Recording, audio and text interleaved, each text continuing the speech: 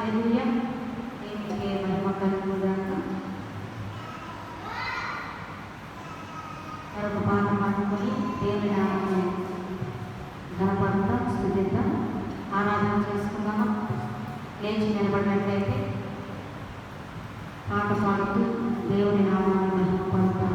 హల్లెలూయా, హల్లెలూయా, స్తోత్రం, స్తోత్రం, హల్లెలూయా.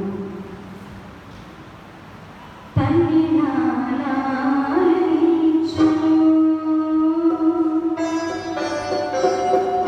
తండ్రి నా ప్రేమించును,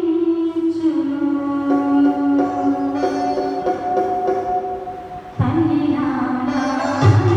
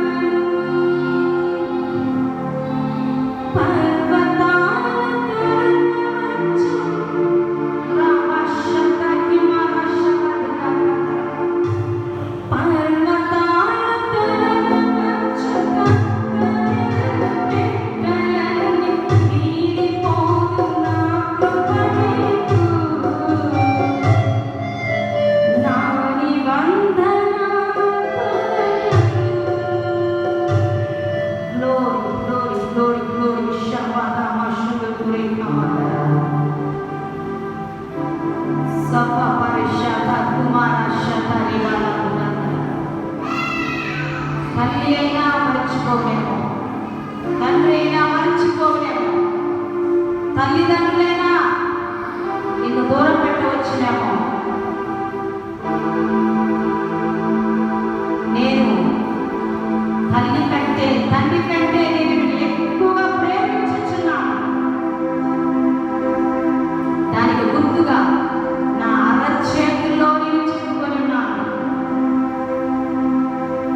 నా అరచేతులను చెక్కబడి ఉన్నావు. నేను నిన్ను మరచిపోలేదు, నేను నిన్ను మరువను. నేను నీతో చెప్పిన మాటలు మరచిపోలేదు. నేను నీతో చేసిన నిబంధనలు మరచిపోలేదు.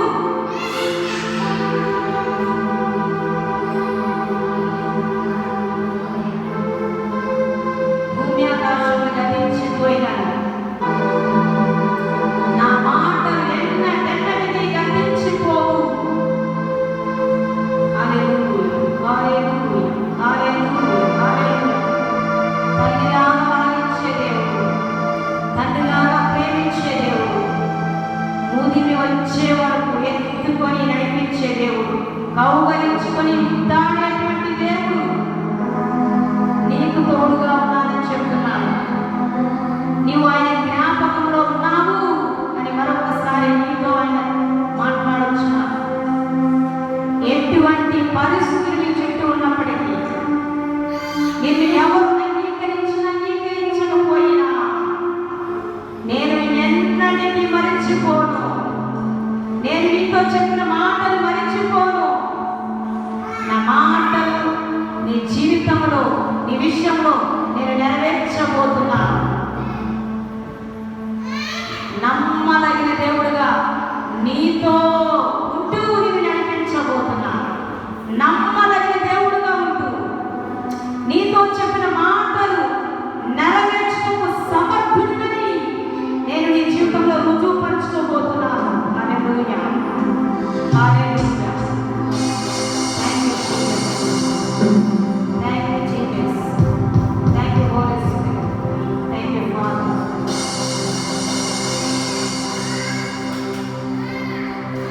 ఈ ఆరాధనంతా దేవునికి మాత్రమే ఆరోపించు. యేసయ్య నామమున ప్రార్థించుచున్నాము మా తండ్రి. ఆమేన్. ఆమేన్.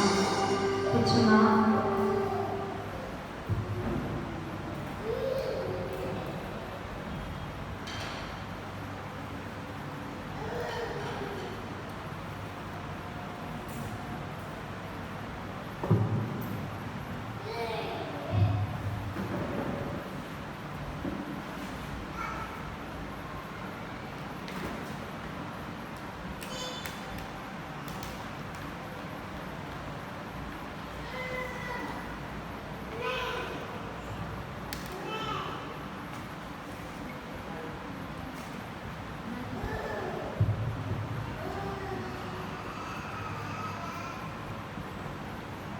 హల్లెలూయా.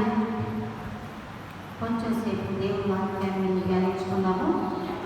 ఈ విశ్రాంతి దినం కొరకు దేవుడు సిద్ధపరిచినటువంటి ఆత్మీయ ఆహారాన్ని మనం గురించుదాం. శ్రద్ధగా ఆయన భయభక్తులు కలిగి మాట వినాల్సిందిగా దేవుని పరిపాలన చేస్తామని పిల్లరా.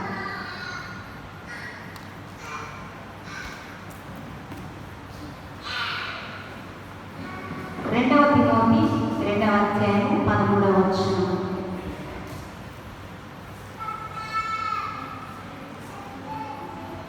రెండవ తిమోతి 2వ అధ్యాయం 13వ వచనాన్ని చదువుతున్నాము.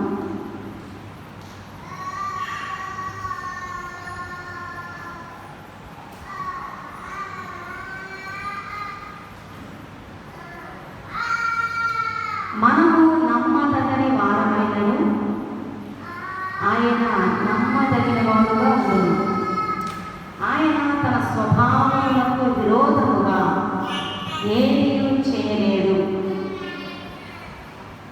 చిన్న ప్రార్థన చేసుకున్నాము. దేవుడు మనతో మాట్లాడినట్లుగా ఆయన సన్నిధిలో ప్రార్థన చేద్దాం.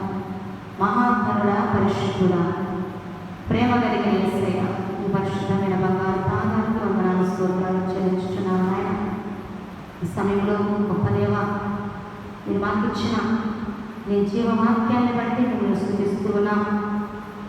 ఈ విశ్రాంతి దినమున మా కొరకు సిద్ధపరిచిన నీ అమూల్యమైన మాటలను బట్టి మేము స్తుతిస్తూ ఉన్నాం. అయితే వినబుద్ధి గుర్తించండి, మా చెవులు తెరవండి, మా హృదయం తెరవండి, మా మనస్సులను తెరవండి, మా కనులను కూడా తెరవండి ప్రభువా. ఈ మాటలు ఆలకించి వాటిని అంగీకరించినట్లుగా మీ పరిశుద్ధాత్మ సహవాసం, నడిపింపులు, విధేయత కలిగిన మనస్సును మా అందరిని అనుగ్రహించమని యేసయ్య నామమున ప్రార్థించి వేడుకుంటున్నాము తండ్రి, ఆమేన్. ఈరోజు దేవుడు మనకి ఇచ్చినటువంటి మాటలు ఇక్కడ చదివినట్లయితే, మనము నమ్మదగని వారమైనను ఆయన నమ్మదగిన వాడుగా ఉండును. ఆయన తన స్వభావములకు విరోధముగా ఏది చేయలేడు. ఈ వాక్యం ద్వారా దేవుడు మనతో అంటున్నాడు, యాక్చువల్గా పౌలు రాస్తున్నాడు తిమోతికి, తిమోతి, మనము నమ్మదగని వారమైనను ఆయన నమ్మదగిన వాడుగా ఉన్నాడు అని. ఇక్కడ మనము నమ్మదగని వారమైనను అనేటువంటి మాటను ఫుట్నోట్లో చూస్తే దాని అర్థాన్ని మనం అక్కడ చూడగలిగినట్లయితే, నమ్మకపోయినను అంటే మనము నమ్మకపోయినను ఆయన మన ఎడల, మన విషయంలో నమ్మదగిన దేవుడుగా ఉన్నాడంట. చూసారా, ఇది నిజమే కదా. మనము చాలా సందర్భాలలో దేవుణ్ణి నమ్మలేని పరిస్థితిలో ఉంటాం. దేవుణ్ణి కూడా చాలా సందర్భాలలో మనుషులను నమ్మినంతగా దేవుణ్ణి కూడా నమ్మలేని స్థితిలోనికి వెళ్ళిపోతుంటాం. అందుకే దేవుడు మాట రాస్తున్నాడు, మీరు నన్ను నమ్మకపోయినా,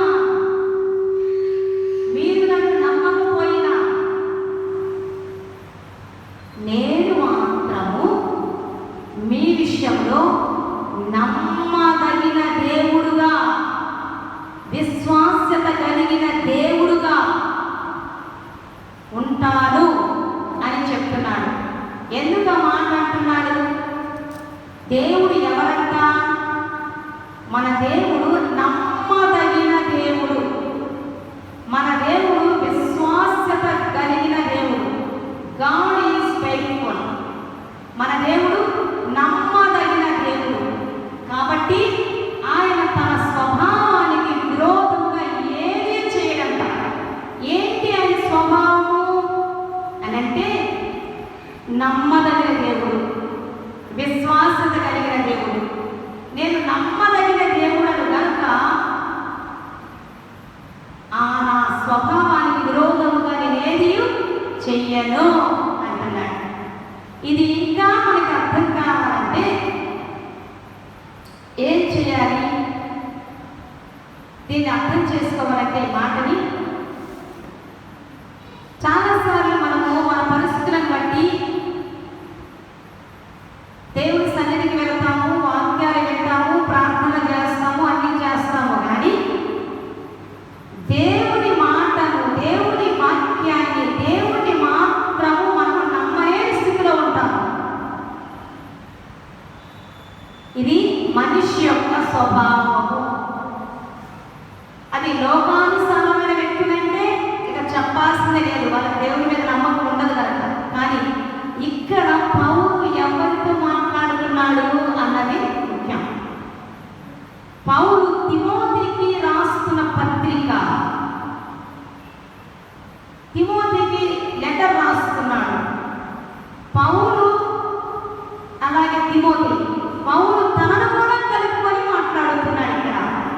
అంటే పౌలు ఎంత భక్తుడు, అలాగే తిమోతి ఎంత ప్రియమైన శిష్యుడు, పౌలుకు ఎంత నమ్మదగినవాడు. వీళ్ళు గొప్ప భక్తులు, సేవకులు, విశ్వాసంలో బలము కలిగిన వారు. వీళ్ళే అంటున్నారు, పౌలే అంటున్నాడు తిమోతితో, మనము నమ్మదగిన వారు అయినప్పటికీ, మనము దేవుడిని కొన్నిసార్లు నమ్మలేని స్థితిలో ఉన్నప్పటికీ, ఆయన మాత్రము మన విషయంలో నమ్మదగిన దేవుడుగా ఉంటాడు. ఆ స్వభావానికి ఆయన విరోధంగా ఏది చేయడు. ఇంకా మనం స్పష్టంగా అర్థమవ్వాలంటే కొరింథీయులకు రాసినటువంటి మొదటి పత్రిక 1వ అధ్యాయము 9వ వచనం చూస్తే మనకు అర్థమవుతుంది. దేవుడు ఎందుకు నమ్మదగిన దేవుడుగా ఉన్నాడు, ఎవరి విషయంలో నమ్మదగిన దేవుడుగా ఉంటాడు, ఎందుకు నమ్మదగిన దేవుడుగా ఉంటాడో ఇక్కడ స్పష్టంగా రాయబడింది. కొరింథీయులకు రాసిన మొదటి పత్రిక 1వ అధ్యాయం 9వ వచనం, మన ప్రభువైన యేసుక్రీస్తు అను తన కుమారుని సహవాసమునకు మిమ్మును పిలిచిన దేవుడు నమ్మదగినవాడు.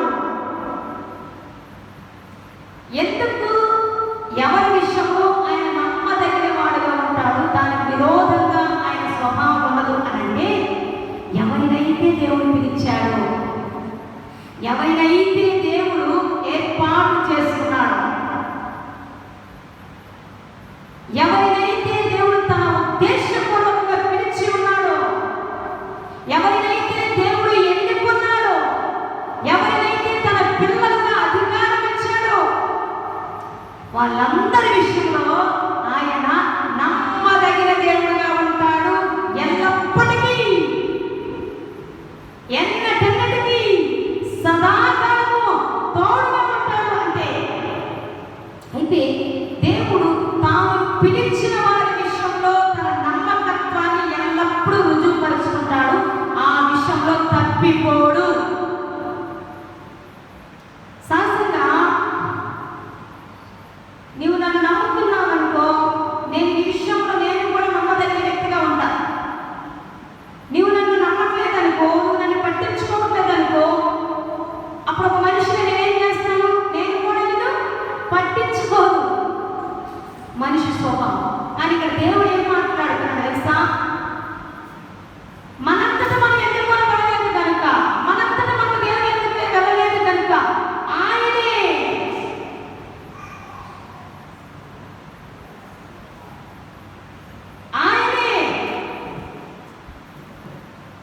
తన సంకల్పం చొప్పున పిలుచుకున్నాడు కనుక, ఎప్పుడో పిలుచుకున్నాడు కనుక, పిలిచిన దేవుడు తన నమ్మకాన్ని రుజువు చేసుకుంటానే ఉంటాడు. కొన్నిసార్లు ఆయన నమ్మలేని స్థితిలో ఉన్నా, కొన్నిసార్లు పడిపోతున్నా, కొన్నిసార్లు తప్పటడుగు వేస్తున్నా, కొన్నిసార్లు పాపంలో ఉన్నా, ఆయనకు దూరం అవుతున్నా, దేవుడు ఏమనుకుంటాడు తెలుసా, నా బిడ్డ మళ్ళా తిరిగి లేచిన ఎంతకు వస్తాడు, నా బిడ్డ తిరిగి నా ఎంతకు మళ్ళా వస్తుంది, నేను మళ్ళా వాళ్ళని ఆదరిస్తాను, దూరమయ్యాడ ప్రస్తుతము నా దగ్గరికి తిరిగి మళ్ళా వస్తాడులే, మరలా నా దగ్గరకు వచ్చినప్పుడు తన ప్రణాళికలను మరలా నేను వారికి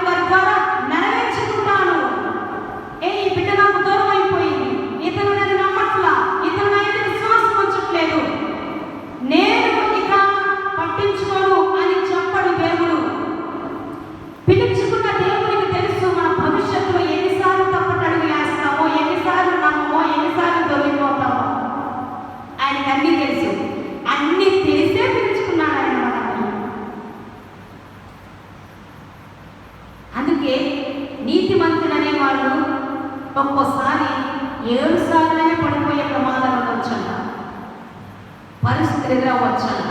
అయినా యేసు రక్తము చేత కడుగుబడిన నీతిమంతుడు కనుక 7 సార్లు పడిపోయినా, ఇంకా దాని అర్థం తెలియాలంటే సంపూర్ణ దేవునికి దూరం అయిపోయినా సరే, అగాధంలో కూలిపోతున్నా సరే, ఆయన తట్టు చూడలేనంత లోతులకు పడిపోయినా సరే, తిరిగి తన చేయి పట్టి మరలా లేవనెత్తుకొని తన ఉద్దేశాన్ని వారి ద్వారా నెరవేర్చుకుంటాడు. ఆ విషయంలో అట్లాంటి పడిపోయిన వారి స్థితిలో కూడా నేను పిలిచాను కదా, ఇప్పుడు పడిపోయాడు, లేవనెత్తి వాడుకుంటాను అని చెప్తాడు నా దేవుడు. అంత గొప్ప దేవుడు మన యేసుక్రీస్తు ప్రభువారు. అది ఆయన పిలుచుకున్న వారి ఎడల నమ్మకత్వాన్ని కనపరచడం అనంటే, మనుషులైతే మనం నమ్మకపోతే, మనం పట్టించుకోకపోతే మనం కూడా వదిలేస్తాం. దేవుడు మాత్రం వదిలిపెట్టాడు. నేను పిలిచాను కాబట్టి తుదమట్టుకు అంతము వరకు సదాకాలము నేను వారికి తోడుగా ఉంటాను, నేను వారిని ఆదరిస్తాను, నేను వారిని నడిపిస్తాను. పడిపోతే లేవనెత్తి మరి నా ప్రణాళికలను వారిగా నెరవేర్చుకుంటాను. నేను మాత్రం నమ్మదగిన వాడుగానే ఉంటాను నా పిల్లల విషయంలో, నేను పిలుచుకున్న వారి విషయంలో అని దేవుడు రోజుగా చెప్తున్నాడు. ప్రియ అయితే దేవుడు మనం ఎందుకు పిలుచుకున్నాడంట? ఆయనతో సహవాసము చేయడానికి. తండ్రి దేవుడు ఎందుకు మనల్ని పిలుచుకున్నాడు, ఎందుకు మనల్ని ఎన్నుకున్నాడు అంటే తన కుమారుడైన యేసయ్యతో సహవాసము చేయడానికి.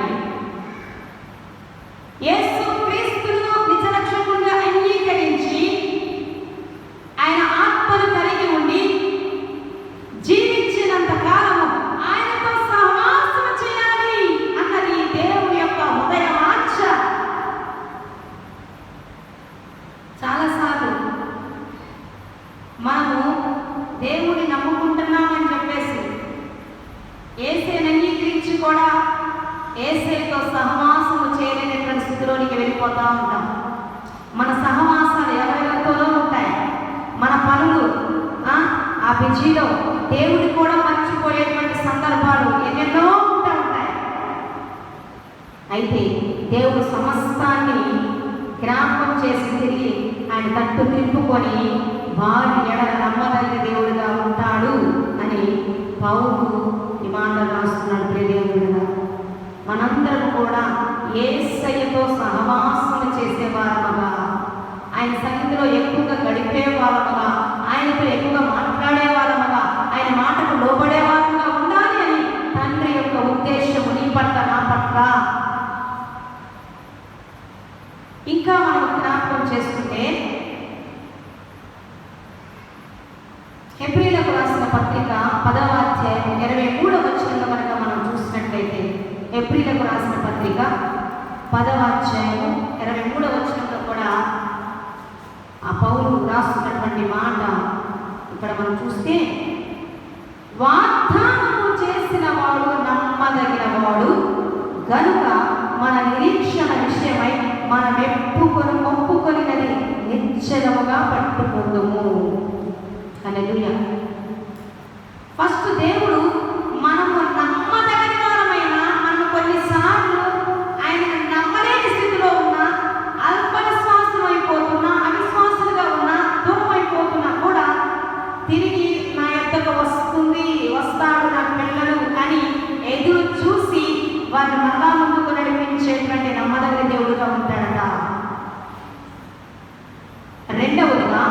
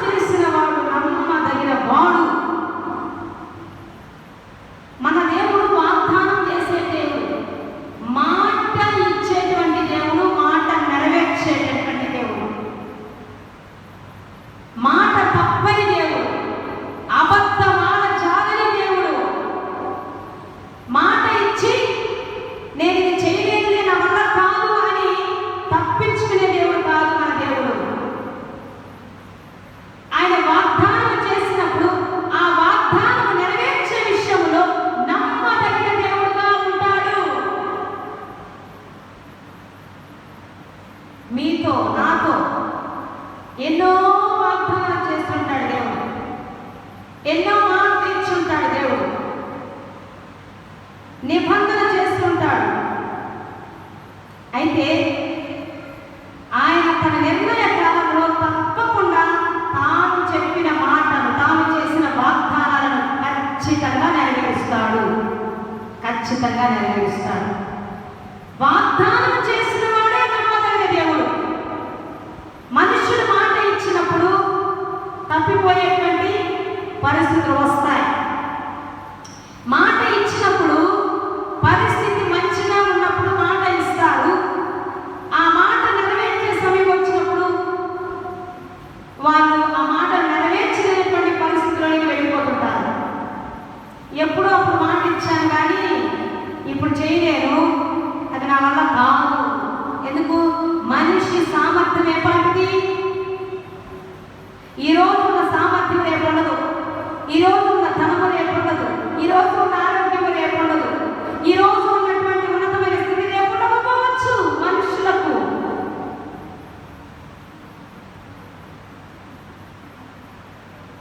ఒక్కోసారి పేదవారు అనుకున్న వారే సడన్గా ధనవంతులు అయిపోతుంటారు. ధనవంతులు అనుకున్నటువంటి వాళ్ళే వేరే స్థితిలోకి వెళ్ళిపోతూ ఉంటారు. మనుషుల స్థితిగతులు మారిపోతూ ఉంటాయి కనుక వారు ఇచ్చిన మాటలు కూడా తప్పిపోతూ ఉంటారు. మాట ఇస్తే చేయలేరు, నెరవేర్చలేరు. కానీ మనతో వాగ్దానం చేసిన దేవుడు ఎట్లాంటి దేవుడు? నమ్మదగిన దేవుడు. ఇంకా చెప్పాలంటే సమర్థుడు, సామర్థ్యం కలిగిన వాడు. ఆయన ఏ మాట అయితే మనతో ఇచ్చాడో, ఏ వాగ్దానం అయితే నీతో చెప్పాడో, అది నువ్వు నమ్మినా నమ్మకపోయినా నీతో వాగ్దానం చేశాడు కనుక ఆ వాగ్దానాన్ని ఎట్టి పరిస్థితుల్లో ఆయన అనుకున్న సమయంలో నెరవేర్చుటకు సమర్థుడు. ఫర్ ఎగ్జాంపుల్ మనం ఒక భక్తుని జ్ఞాపకం చేసుకుంటే మనకు అర్థమవుతుంది. రోమీయులకు రాసిన పత్రిక 4వ అధ్యాయము 16వ వచనం నుంచి చదువుకుంటే,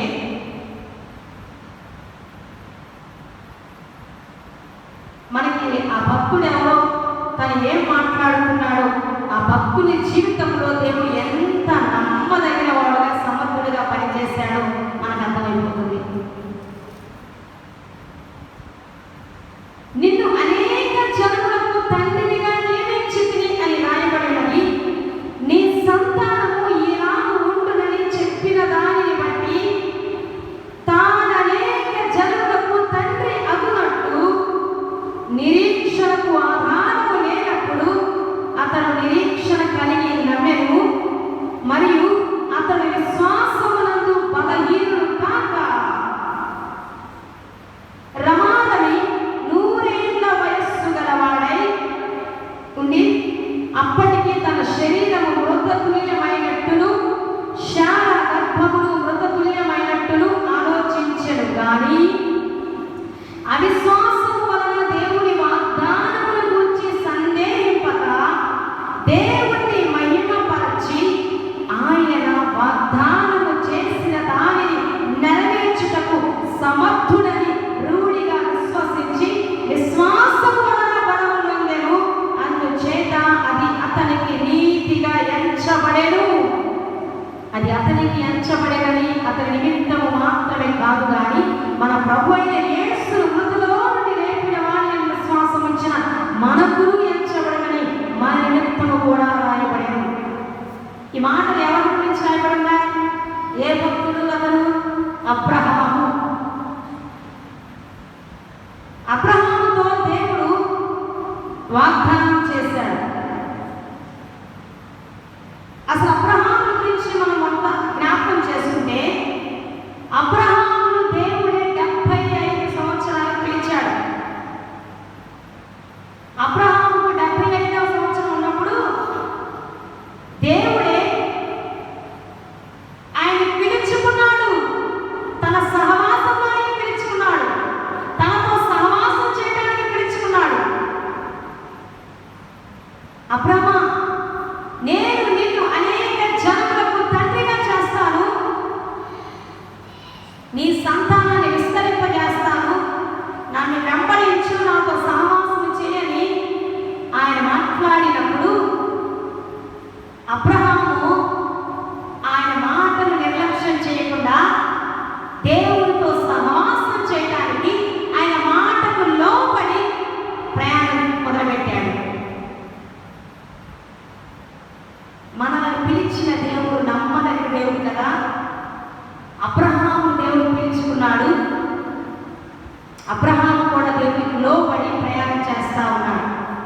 అయితే అతని జీవితంలో అతనికి సంతానం లేదు. దేవుడు పిలిచిన నాటికే అతని వృద్ధుడు, అతని భార్య వృద్ధురాలు, ఇద్దరు ముసలివాళ్ళు అయిపోయారు. వారి గర్భాలు మృతకుజమైపోయాయి. ప్రకృతి పరంగా చూస్తే, లోక పరంగా చూస్తే సంతానం కలిగే ప్రసక్తే లేదు, నిరీక్షణకు ఆధారమే లేదు. ఆ టైంలో దేవుడు అబ్రహాముని పిలిచి ఒక వాగ్దానం వేశాడు.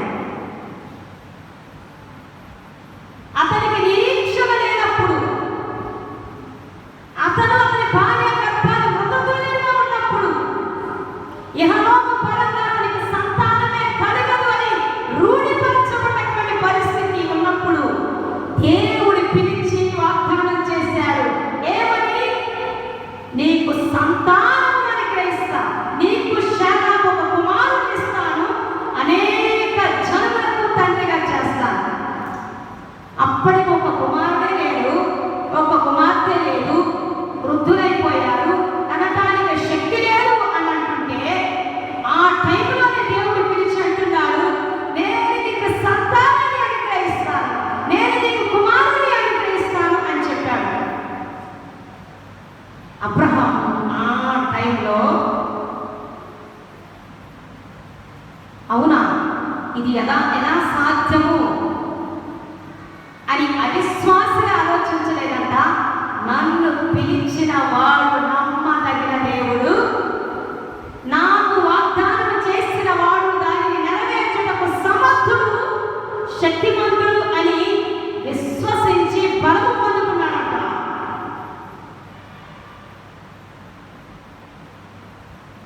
అబ్రహాము దేవుణ్ణి నమ్మాడు. దేవుడు కూడా అబ్రహామును నమ్మి పిలిచాడు. దేవుడు అబ్రహామును నమ్మాడు, అబ్రహాము కూడా దేవుని నమ్మాడు. అందుకనే అబ్రహాము నీతిమంతుడు, విశ్వాసి, విశ్వాసపు తండ్రి. అయితే అయ్యో మా పరిస్థితి ఇలా ఉంది కదా, నా భార్య నా పరిస్థితి, పిల్లలను కనడానికి శక్తి లేదు కదా అని అవిశ్వాసం వలన దేవుని వాగ్దానాల గురించి, దేవుడు ఏం చెప్పాడో దాని గురించి అస్సలు సందేహించలేదంట. మనకి ఎన్ని సందేహాలు వస్తాయో. నీకు వ్యాధులు పోతాయంటే నిజమేనా అనిపించిన మనకి, మనం పడుతున్న బాధనప్పుడు, అవునా వ్యాధులు పోతాయా, అవునా ఇదేమి పోతుందా, అవునా ఎప్పుడు పోతాయా, ఎలా ఎన్ని ప్రయత్నాలు చేసినా, నాది ఆస్తులన్నీ అమ్మినా కూడా అప్పులు తీరవే, ఎన్ని మందులు వాడినా ఈ రోగం తగ్గడం లేదే, ఎన్ని ప్రయత్నాలు చేసినా ఉద్యోగం రావడం లేదే,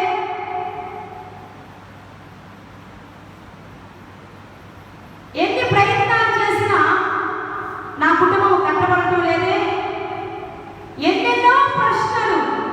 అయితే మనమున్న ప్రతికూలమైన పరిస్థితులలో దేవుడు ఒక మాట ఇస్తాడు, దేవుడు వాగ్దానం చేస్తాడు. దానిని మాత్రం సందేహించకూడదు. అబ్రహాములాగా విశ్వాసం ఉంచి ఆయనతో కలిసి సహవాసం చేయడానికి ముందుకు అడుగులు వేయాల్సిందే. ఎవరికైనా సందేహించవచ్చు కానీ దేవుని మాటను ఎవరికూ సందేహించకూడదని ఈ రోజున అబ్రహాము ద్వారా మనకు తెలియపరుస్తున్నాడు దేవుడు. ఒక మనిషిని సందేహించినట్టుగా, మనల్ని మనం సందేహించుకున్నట్టుగా దేవుడిచ్చిన మాటలను సందేహించకూడదు. దేవుడి దాసుల ద్వారా మాట్లాడబడిన మాటలను సందేహించకూడదు సుమా. ఇక్కడ అబ్రహాము మా పరిస్థితి ఎలా ఉందని నాతో మాట్లాడిన వాడు, నాకు వాగ్దానం చేసిన వాడు నమ్మదగిన దేవుడు. ఆయన మా గర్భాన్ని మృతతుల్యమైపోయినా, కనుకకు శక్తి లేకపోయినా, ఆయన పిల్లలను కనడానికి శక్తిని మరలా కనుక చేయటకు సమర్థుడు. డాక్టర్స్ నీ ఆరోగ్యము బాగుపడదు, ఇక నీకు పిల్లలు పుట్టరు, ఇక అలాగే పరిస్థితులు బట్టి నీ కుటుంబము ఇక నీ జీవితం అంతే.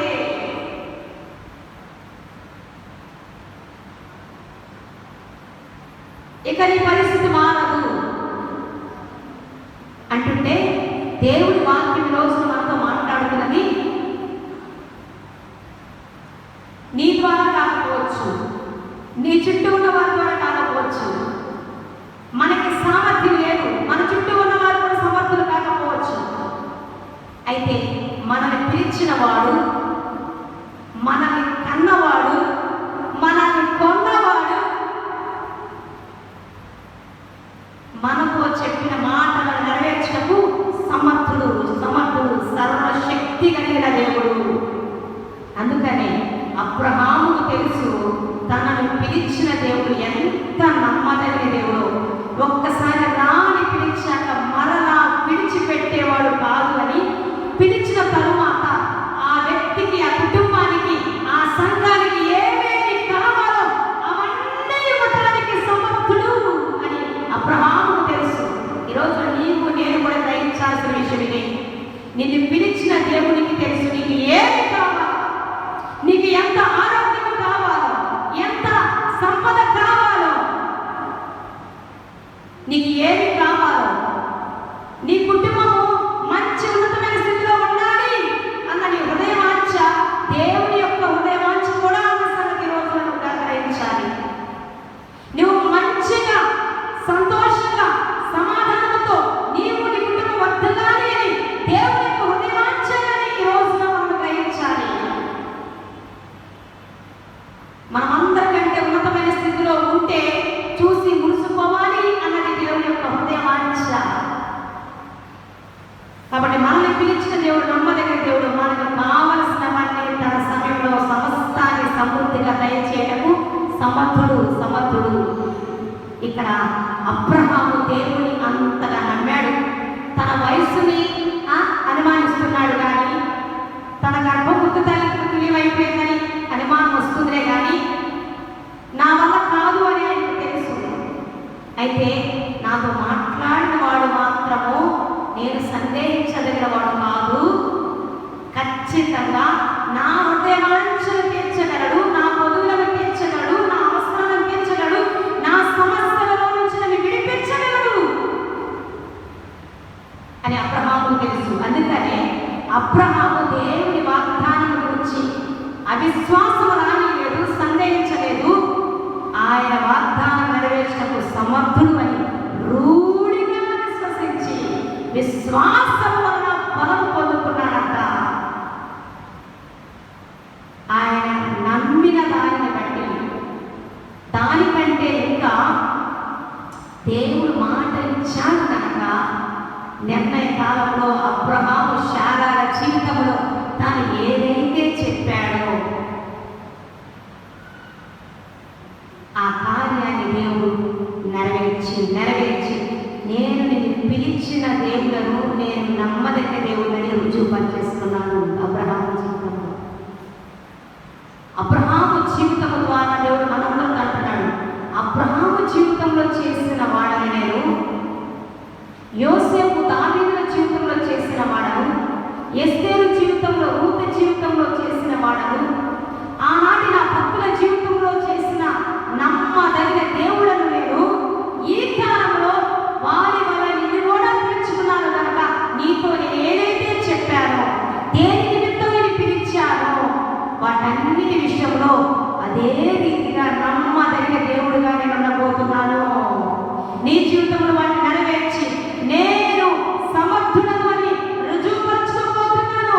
నేను సర్వశక్తి కలిగిన దేవుడను, నీకు తోడుగా ఉన్నానని రుజువు చేసుకోబోతున్నాను అని దేవుడు మాట్లాడుతున్నాడు. అబ్రహాము దేవుడిని నమ్మాడు కాబట్టి అది అతనికి నీతిగా ఎంచబడింది. దేవుని ఎవరైతే నమ్ముతారో, దేవుని ఎవరైతే నమ్మకత్వాన్ని కలిగి ఉంటారో వాళ్ళే అసలైన నీతిమంతులు, విశ్వాసులు అని అంటేనని దేవుని వాక్యం ద్వారా మనకి తెలియజేస్తుంది. కాబట్టి ప్రియమైన దేవుడి ద్వారా ఈరోజు దేవుడు మనతో మాట్లాడుతున్న విషయం, నేను నిన్ను పిలుచుకున్నాను, పిలిచిన నేను నమ్మదగిన దేవుడుగా ఉండి తీరుతాను. నీతో ఏదైతే చెప్పానో అవి ఖచ్చితంగా నేను నెరవేర్చి తీరుతాను. నీ జీవితం గురించి, నీ కుటుంబం గురించి, నీకు అప్పగించిన పరిచర్య గురించి, నీకు అప్పగించినటువంటి పరిచర్యలన్నిటి గురించి ఏమాత్రం కలవరపడద్దు, భయపడద్దు అని దేవుడు మాట్లాడుతున్నాను. ఒకవేళ నువ్వు ఉన్న పరిస్థితులలో నీ తల్లి మర్చిపోయినా, నీ తండ్రి మర్చిపోయినా, నీ బంధువులు మర్చిపోయినా, నిన్ను ఎవ్వరు నమ్మకపోయినా, నేను నిన్ను పిలుచుకున్నాను కనుక నీ జీవితంలో నేను నమ్మదగిన దేవుడిగా ఉంటాను. కొన్నిసార్లు నీ తల్లే నేను నమ్మకపోవచ్చు, నీ తండ్రే నేను నమ్మకపోవచ్చు, నీ బంధువులే నేను నమ్మకపోవచ్చు, నీ ఇంట్లో నీ తోబుట్టులే నమ్మకపోవచ్చు. కానీ నిన్ను పిలిచిన వాడు మాత్రము నీ విషయంలో నమ్మదగిన దేవుడుగా ఉండి ఆయన నీతో ఉన్నాడు అని రుజువుపరుచుకుంటాడు ఖచ్చితంగా. అయితే కొన్నిసార్లు మనం నమ్మదగిన వారమైనా, ఆయన నమ్మలేని పరిస్థితిలో ఉన్నా, అవిశ్వాసంగా మారిపోయినా కూడా ఆయన మనల్ని పిలిచాడు కనుక ఆయన మన జీవితంలో కార్యాలు చేస్తారు. ఆయన నమ్మదగిన దేవుడు మాత్రమే కాదు, దేనినైనా మన కొరకు చేయడానికి సమర్థులుగా మనతో ఉన్నాడని ఈరోజు మనతో మాట్లాడుతున్నారు దేవుడు. రోమిలకు రాసిన పత్రిక 4వ అధ్యాయం 18 నుంచి 24 వచనాలను చదువుకొని, ఏప్రిల్కి రాసిన పత్రిక 10వ అధ్యాయం 32 నుంచి 36 వరకు చదువుకొని ముగించుకున్నాము. ఏప్రిల్ 10వ అధ్యాయం 32 నుంచి.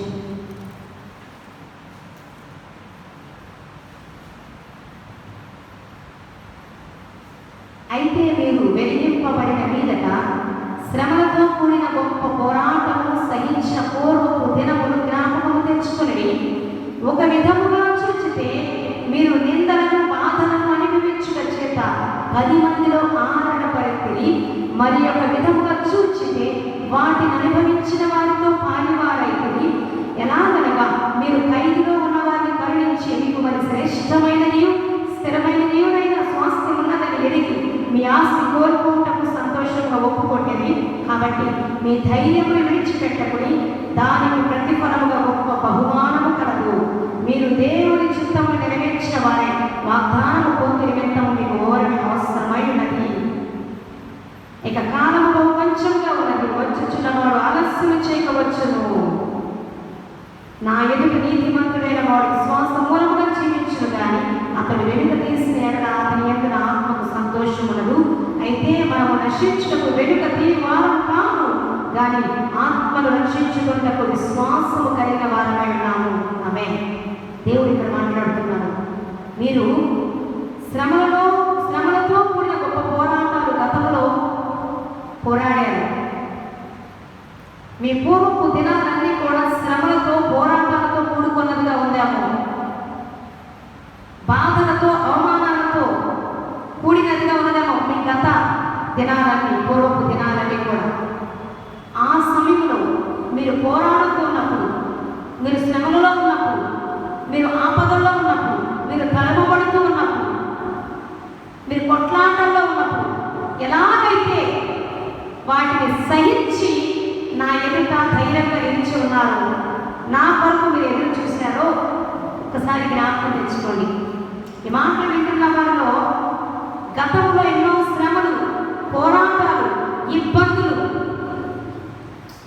నిందలు, అవమానాలు, కోల్పోయిన పరిస్థితి, ఇవన్నిటిని దాటుకొని వచ్చారు. అయితే ఆ సమయంలో మీరు ఆ టైంలో మీరు సహించారంట, ఆ పరిస్థితిలో ఓర్చుకున్నారంట.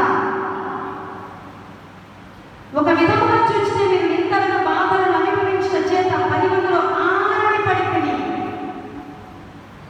అనేకుల చేత మీరు నిందించబడ్డారంట, బాధించబడ్డారంట, అవమానించబడ్డారంట, త్రోసివేయబడ్డారంట.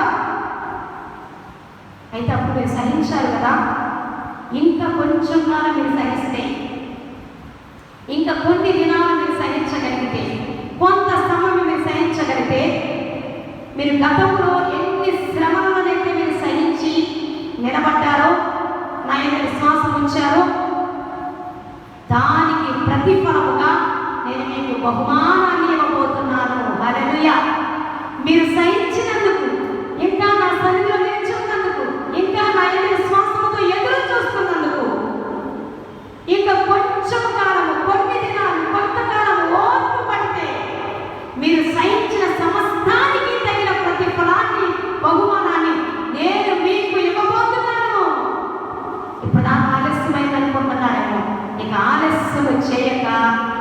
ఇవ్వాల్సిన వాటిని నేను ఇవ్వబోతున్నాను.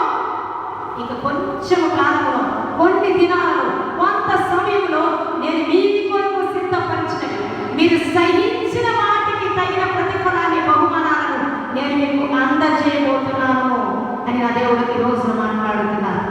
అయితే దేవుడు మనకి ఇచ్చేంత వరకు, మన బ్రతుకు దినములంట అన్ని పరిస్థితులలో ఓర్పు కలిగి ఉండమంటున్నాడు, ఓపికతో ఎదురు చూడమంటున్నాడు.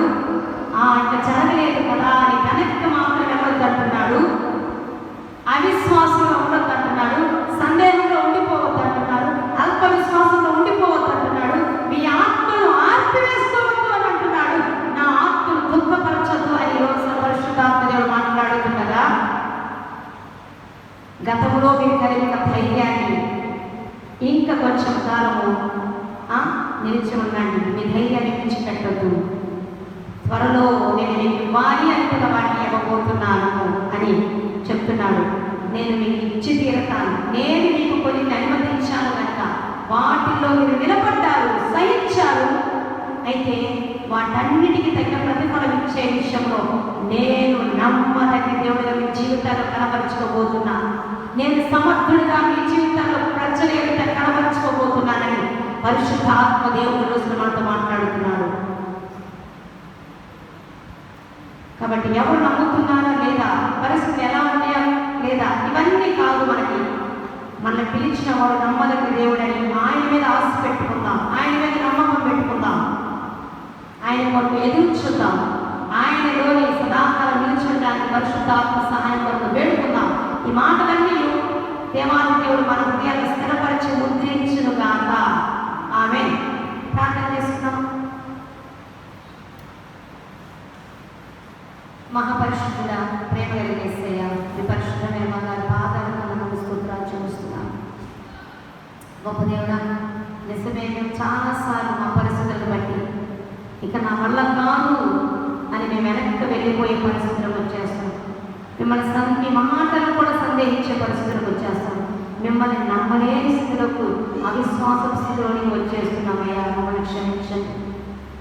అయితే ఈ రోజున మీరు నన్ను నమ్మినా నమ్మకపోయినా, నేను పిలిచాను కనుక, నేను మాట ఇచ్చాను కనుక, నేను మాత్రము మాట తప్పని మీ విషయంలో నేను మీతో ఉన్నానని, నేను మిమ్మల్ని పిలిచానని మీ జీవితంలో గొప్ప కార్యం చేసి రుజువుపరుచుకోబోతున్నాను అని మాట్లాడాలని వదనాలు. ఎందరైతే ప్రభా మీ ఎడల నమ్మకత్వాన్ని కోల్పోయి ప్రభా వారి ఆత్మను ఆపుకుంటూ ఉన్నారు, ప్రభా వెనక్కి తిరిగి వెళ్ళిపోవాలని ఉద్దేశం ఉన్నారు. అయినా ఈ వాగ్దానం సందేహించే స్థితిలో కనుక ఉంటే ప్రభా, వాళ్ళందరి బట్టి నీ సన్నిధిలో బలపెట్టుచు ఉన్నాను. వాళ్ళందరి విశ్వాసంలో బలపరచండి. అబ్రహాం ఎలాగైతే అన్ని పరిస్థితులలో, ప్రతికూల పరిస్థితులలో తన గర్భం మృతతుల్యమైపోయినప్పటికీ, శక్తిహీనత స్థితిలో ఉన్నప్పటికీ, అయ్యా నీవు మాట ఇచ్చావు కనుక నెరవేరుస్తావని ఎలాగైతే నేను నమ్మాడో, నిన్ను వెంబడించాడో, నీతో సహవాసం చేశాడో, నీ శక్తిని తండ్రి ఎరిగిన వాడుగా, నీ గురించి తెలుసుకున్న వాడుగా చివరి వరకు నీతో నడిచాడు కదా. అబ్రహాము కలిగి ఉన్న నీతి, అబ్రహాము కలిగి ఉన్న విశ్వాసత మాకు అనుగ్రహించండి ప్రభువా. తెలుసో తెలియకో మిమ్మల్ని సందేహించిన సనుక్కున్న దాన్ని బట్టి మా అందరి దోషాన్ని, ప్రతి బిడ్డ దోషాన్ని క్షమించమని ప్రార్థిస్తున్నాను. ఈ మాటలు విన్న ప్రతి ఒక్కరికి విశ్వాస బలము దయచేయమని ప్రార్థిస్తున్నాను. విశ్వాసంలో బలపరచండి నాయన. నిరీక్షణ కలిగి కొరకు ఎదురు చూసే కనులు దయచేయమని వేడుకుంటున్నాం. మీ వాక్యం తన మా హృదయాలు లోతుగా పనిచేయబడి మాలో సాతాను పెట్టిన సందేహాలు, అవిశ్వాసపు పనులన్నీ పూర్తిగా తొలగిపోవుగా చేస్తున్నాము. సందేహపరచు దురాత్మలు తొలగిపోవును గాక. అట్టి పరిగణపరచు దురాత్మలు భారతులుగా చేస్తున్నాము. విశ్వాసము ఆత్మ మనందరినీ బలపరచును గాక. పరిశుద్ధాత్మ మనందరి మీద కుమ్మరించబడును గాక. అబ్రహాము వలె దేవుని మాటలు రూఢిగా నమ్మి ఎదురు చూసి శక్తి కలిగిన వారుగా పరిశుద్ధాత్మ దేవుడు మనం సిద్ధపరచును గాక. సమస్త మహిమ ఘనత ప్రభావం వేస్తున్నామని మాత్రమే చెల్లించు. నజరేయుడైన యేసునామములో ప్రార్థించి వేడుకుంటున్నామమ్మా తండ్రి. ఆమేన్.